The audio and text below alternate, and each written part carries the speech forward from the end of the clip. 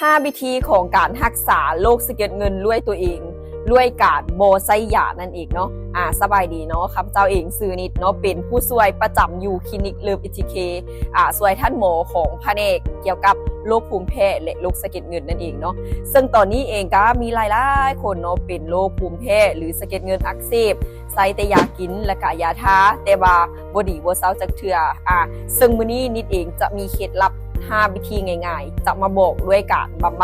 บัดรักษาตัวเองด้วยวิธีแบบธรรมชาติซึ่งจะมีข้อใดกันนั่นเดี๋ยวพร้อมไปฟังพร้อมๆกันเลยก่อนไปฟังคลิปนี้อย่าลืมกดไลค์และกดติดตามให้นิดเนาะก็เป็นกำลังใจในการให้ข้อมูลดีๆกับผู้ป่วยนั่นเองสิ่งแรกเลยคนที่เป็นสะเก็ดเงินก็คือต้องเพิ่มเรื่องของวิตามินดีนั่นเองเนาะเพราะว่าวิตามินดีที่เขาขาดไปหรือบ่เพียงพอต่อสารอาหารแล้วทีนี้คนที่เสริมวิตามินดีเข้าไปเนาะกินไปประมาณ 2-3 เดือนก็สามารถดีและฟื้นฟูสะเก็ดเงินได้นั่นเองเนาะเพราะว่าวิตามินดีมันเป็นตัวช่วยฟื้นฟูเกี่ยวกับการอักเสบผิวหนังหรือว่า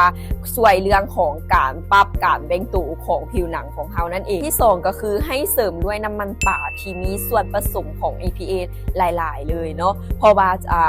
ส่วนผสมของ EPA มันเป็นตัวช่วยลดการอักเสบในร่างกายของเรา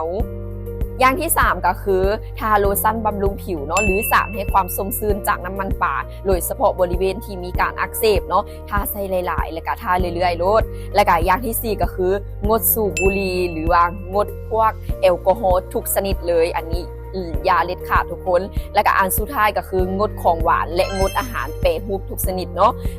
ใครที่อยากดีลองไปเฮ็ด5 วิธีนี้เบิ่งเนาะพร้อมกับควบคู่กับการรักษาดูแลกับท่านหมอไปนำเด้อ